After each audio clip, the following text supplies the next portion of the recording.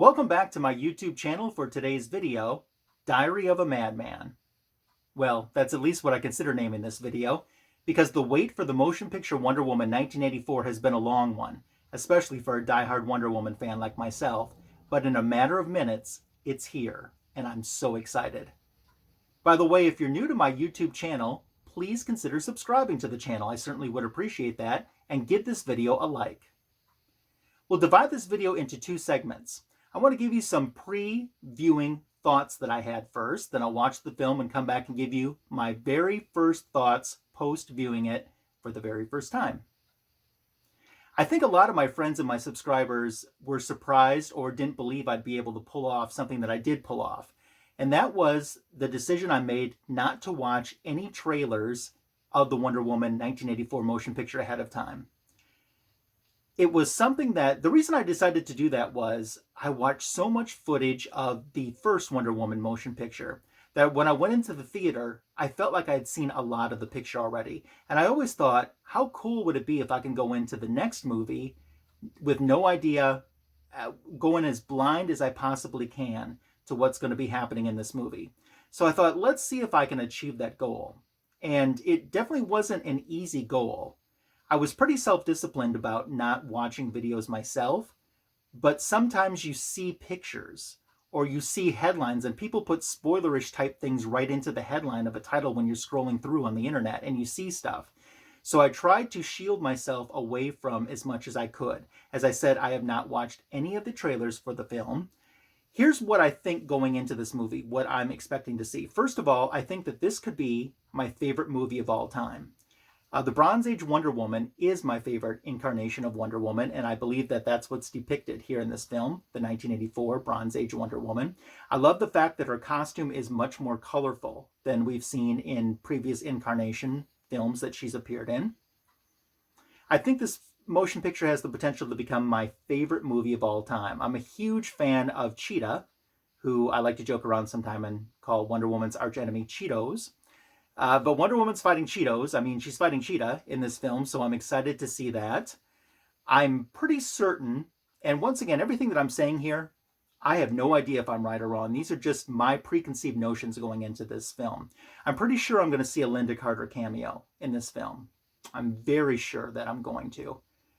I also think that the Steve Trevor that we're going to see in this film is not really Steve Trevor as Steve Trevor. I think it's some type of Maxwell Lord imagery, trickery, something like that. It's not really Steve. And when Diana finds out that her emotions have been played with, she's going to be pissed. Just saying. Also going into this film, I think I'm going to see the Invisible Jet. I'm pretty sure I'm going to see the Invisible Jet. Such an oxymoron to say. But I'm pretty sure that the Invisible Jet will be in this movie. What else? I've heard that, and once again, this is just minor sprinklings that I see that I go, oh no, I don't want to see this. I think there's something to do with her origin is in this film. I think it has a big surprise moment somewhere in it. I don't know if it's tied to the origin or not, but there's a big surprise moment in the film somewhere. Maybe that will be when it's revealed that Steve isn't really the Steve that we know. And once again, maybe I'm completely wrong about that. I'm going to find out in a matter of minutes. But something to do with her origin, I heard that there's a very tender, sad moment in it. So that's kind of what I'm going in to this film expecting, or my preconceived notions for going into this. I'm looking at the clock. I can't believe it. It's finally time to watch Wonder Woman 1984. I'm not kidding you. In addition to not watching the trailers, I bought some magazines that are promoting the film with interviews with Gal Gadot and other cast members too. I haven't read any of them. I just bought the magazine, tucked them away, haven't opened a page. I haven't even read the Wonder Woman Museum Mayhem comic book that's supposed to be a tie-in to this, because I didn't want any potential spoilers to come from that either. So that's going to be my read for tonight, which I'm looking forward to. But I don't want to wait any longer. In a matter of moments, I'm hitting play and I'm watching Wonder Woman 1984 for the very first time. after this huge delay. I was supposed to see this movie November 1st of 2019 was the original release date, which meant most theaters would have shown it the night before, so I would have seen it on Halloween. But here we find it on another holiday, Christmas of 2020. It's here finally. It's time to watch it. And that's what I'm going to do. When you see me next, I will have seen the movie. Hang tight to find out what I thought of it. Well, I've done it. I've watched Wonder Woman 84. I liked it. I think it's probably no surprise from this point on out for the remainder of this video, there will be spoilers. So if you don't want spoilers regarding this movie, this would be the appropriate time to pause and maybe come back after you've watched the movie.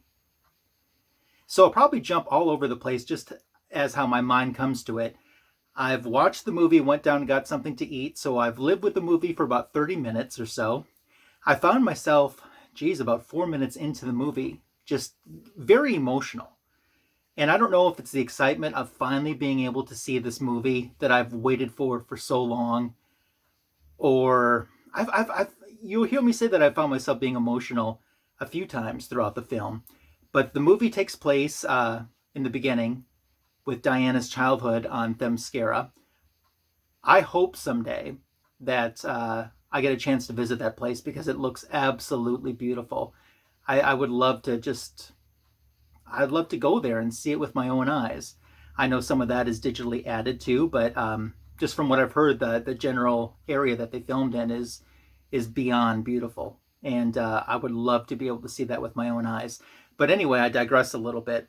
The young Diana, a very interesting little tidbit to start out the movie.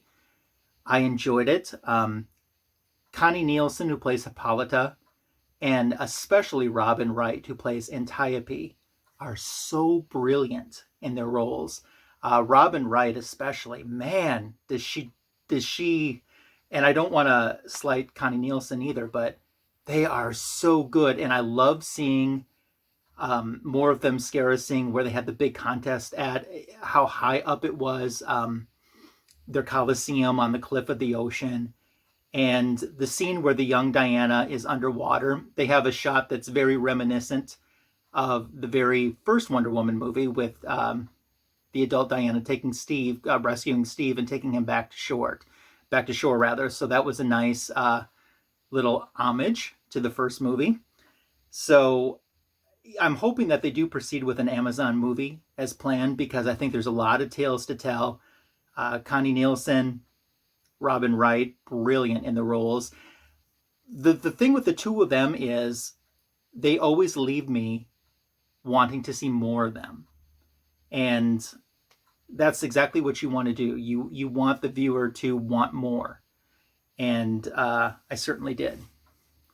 So when we get into modern day, seeing the tiara used as a weapon, and that happens a couple times in the movie, that was really awesome. That's a new element that we're adding to Wonder Woman.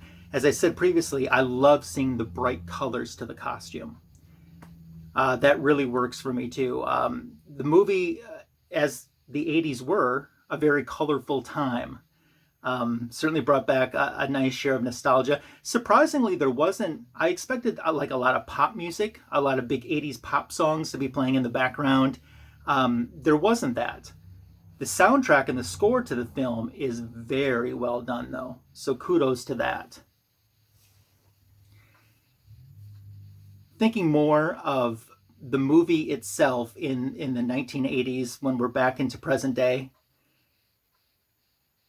I guess overall,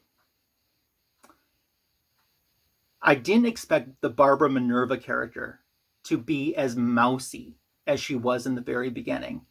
I knew that there would definitely be some character growth and character transformation, but I guess my Barbara Minerva that I pictured in my mind, maybe she wasn't as socially conscious or socially accepted, but she was like an all business, no play type woman.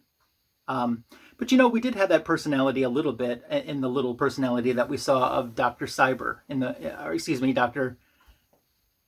Dr. Poison in the very first movie. Wonder Woman's got a lot of villains with the name Doctor in the title.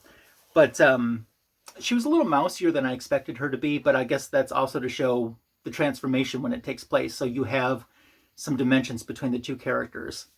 Maxwell Lord ended up being the main antagonist in the movie, with Cheetah / Barbara Minerva being the secondary villain, and I wish that was reversed.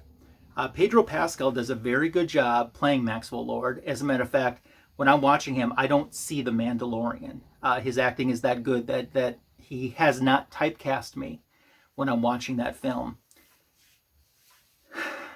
Sorry, I got a lot of stuff just rattling through my head as I think about this movie. But I wish Cheetah had been a little bit more of the main antagonist. I wish that maybe they had followed the George Perez storyline of how he introduced Cheetah.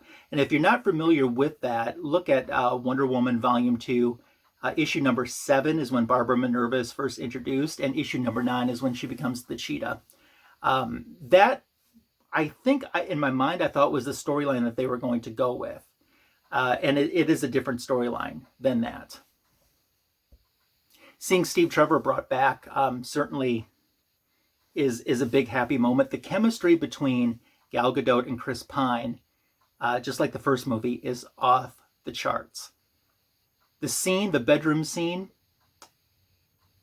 with them the next morning, is that chemistry is, that's a perfect example of how their chemistry really works. Although they work so well together. It's a smart move having him back in this movie. What gets a little confusing, though, at least initially it does, when Diana is first seeing Steve and, you know, he's in the body of somebody else. And you know it's Steve. It sounds like Steve. It doesn't look like Steve. It sounds like Steve. He's saying the things that Steve would know.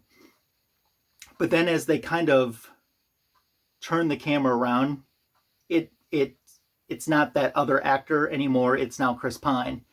And that was a little weird for me. Now, maybe about 10 minutes later in the film, that gets explained that, at least from the way I understand it, the rest of the world doesn't see him the way that Steve Trevor looked like. It's Steve Trevor's soul in another person's body. But in the film, you're seeing Steve Trevor. That sounds a little bit confusing when I'm trying to explain it, but it's not nearly as confusing when you're watching the film. But it also sets up, I think, for the end of the movie,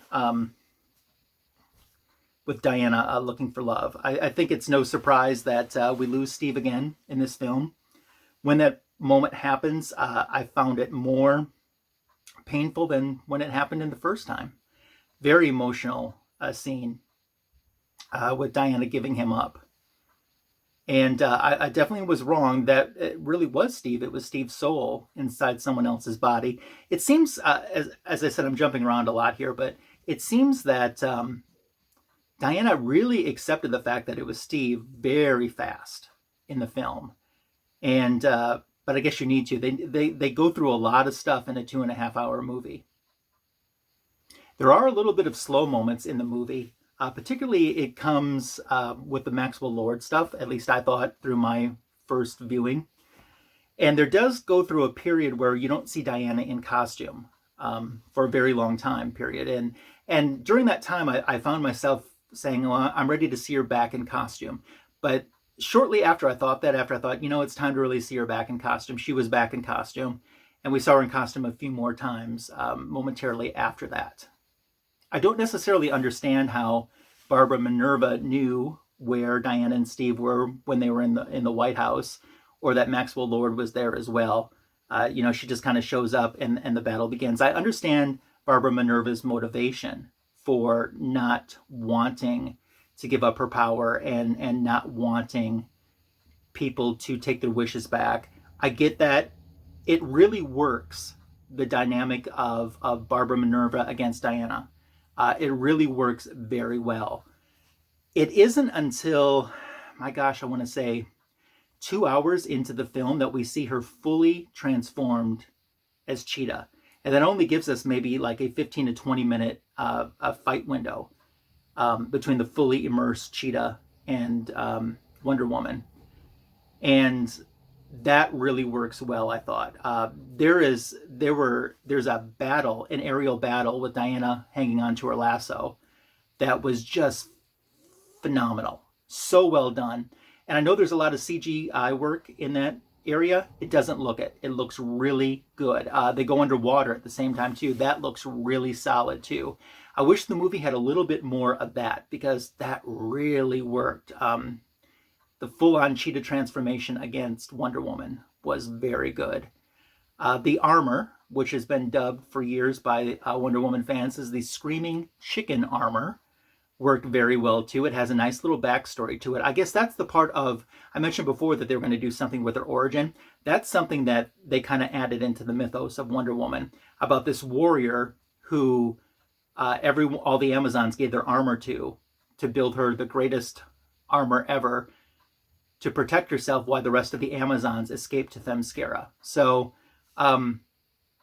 I haven't read anything yet to see how the fans felt about that. Like I said, I knew that there was something changed about her origin, but I have no problem with that. Even as a diehard Wonder Woman, I think that's kind of a neat mythos to incorporate into that.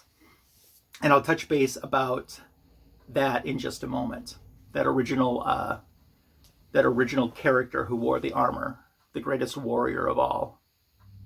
There were a lot of little touches in the movie as well. Seeing things like a photo of Diana with Etta Candy together. And obviously it's an older Etta Candy. And to know that there was a backstory there that they kept in touch and as they should have, that was emotional for me. Steve's other friends too, there's photographs of them in Diana's apartment. The fact that she kept Steve's watch out kind of in plain sight, something that's so precious and valuable to her, seemed a little bit odd, but I guess that's just more for a visual storytelling effect. I kept thinking too, the movie's about, wishes, and your wish can come true, but there's a price to that too. And for whatever you wish for, you lose something equally in exchange for that too. And I kept thinking because as a result of people's greed and wishes and stuff, war ensues and it's on the verge of a nuclear war. But I just kept thinking the entire time, and this sounds like a comment that Perry Comics would make. Didn't anyone wish for complete peace? Because if someone wished for complete peace, wouldn't that have overridden someone who wished for, power to be able to defend their country, more warheads and stuff? So if everyone's wish comes true, nobody wished for peace? Just saying. You would at least thought that, on the beauty pageants, isn't that what they always said? What are your 3 wishes? And they all ended with, and world peace. See, I remember Miss Congeniality. Did get a jet appearance, as I was pretty sure we were. I thought that was kind of neat. This is a very powerful Wonder Woman that we have. I actually think that she's more powerful than the way she was depicted back in 1984 in the comic books. And it's her power, that takes a jet and makes it invisible. And that was cool to see. That's just part of the Wonder Woman mythos. And it's something that you just embrace because it's always been there. And this is definitely a nod to it.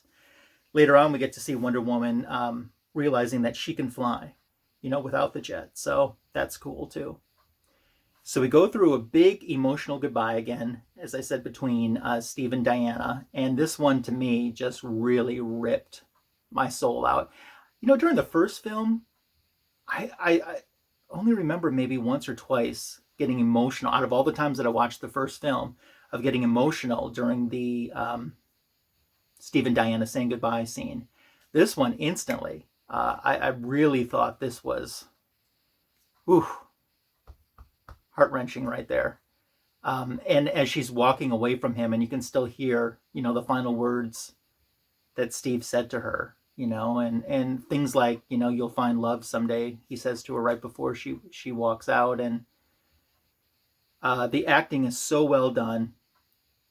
I could keep going on praising the chemistry between Gal Gadot and Chris Pine. Chris Pine, by the way, great reactor in this movie. Here's a guy who, who's seeing 60 plus years of technology that he never knew existed. His character is, and he reacts to it very well.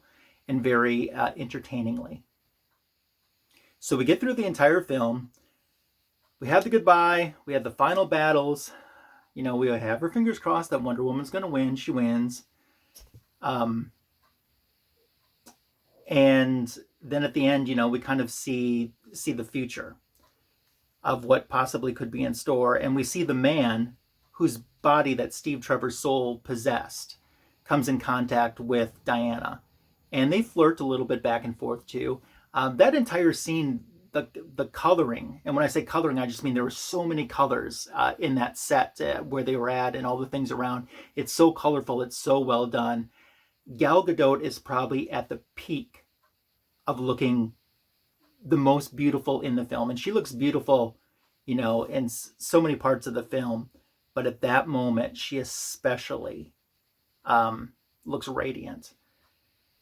So we kind of get a sense of what the future could hold for Wonder Woman. There's still so many questions that we have to wonder, like, when does the world find out that there is a Wonder Woman and not just a, you know, she's not just a mythos.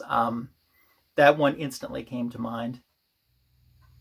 So we get through the entire film and we've had these big highs and we've had some emotional roller coasters during it, and the credits start to roll and I start, okay, I'm going to kind of process everything that I've seen right now. And then comes a must-see mid-credit scene. This is where we get a little bit more of the backstory of that Amazon that all of the previous Amazons had donated their armor to protect her so the other Amazons could escape to Themyscira. We see her, and at first you think, because you're seeing a back shot, and you're thinking this could be Gal Gadot, could be Diana Prince. You're thinking maybe this is the moment that Diana is revealing herself to the world, but it isn't. She saves a mother and child, and the mother says, you know, I have to know who you are, and she turns around. That's when you realize that it's this Amazon warrior, and she's played by, wait for it, Linda Carter. Linda Carter flashing that gorgeous smile and a little bit of a wink at the end. Such a nice homage to the original Wonder Woman. That just made my day. I was like, yes! Absolutely made my day at that moment. So overall, I know I jumped around all over with this movie in talking to you. It's just how it kind of comes in my head, and I'm sure I've forgotten things that I wish that I would have mentioned to you in this video. But I come to the point now where I say, please leave me a comment. Let me know what you thought about the movie, what you thought about the things that I said about the movie, your favorite parts of the movie. Let's dialogue anything you want to about this movie. I'm really looking forward to it. And I do want to say, if any of the cast or crew of this film is watching this video by chance, because you never know, thank you for giving me a movie that really entertained me, that I thought that people needed to see. It's a movie about the truth. You did very well. You did very, very well. And especially Patty Jenkins, Gal Gadot, Chris Pine, Robin Wright, Connie Nielsen. Your boy's got to meet you someday and get his picture taken with you. Get an autograph photo too for my collection. So I'm a huge Wonder Woman fan, and I'm hoping that happens someday. Thank you for making such a great film that makes me proud to be a Wonder Woman fan. And I am. This film certainly is something to be proud about. You know, I'm trying to think, do I like this film more than I like the first film? Well, there's part of me that goes, yes, because it's fresh and it's new. And then there's part of me that says, you know, there's so much magic to that first film too. Especially it was the first time that we saw Wonder Woman depicted in a motion picture of her own. And I'm still tossing back and forth which one I like the most. I'm definitely going to give 84 some more views and see what my final decision is. So stand by for that sometime in the future. But like I said, leave me a comment below. Let's talk about the film. Let me know what you liked about the film, your favorite parts. Did it meet your expectations? I'd be more than happy to know any of that. As I mentioned at the very beginning of this video, if you're a new subscriber, welcome to my channel. I appreciate it very much. If you're new to my channel but haven't subscribed yet, I certainly would appreciate if you would click the subscribe button. Clicking the notification bell will inform you when new content is added to this channel immediately as well, and give this video a like. That wraps up my very first ever reaction video. I don't know if I'm going to do more of these or not. If you think I should, that's something you can leave me a comment about as well. But I thank you for taking time to want to see my views and thoughts on Wonder Woman 1984, and I hope you enjoyed the movie. And I hope you have a great rest of your day.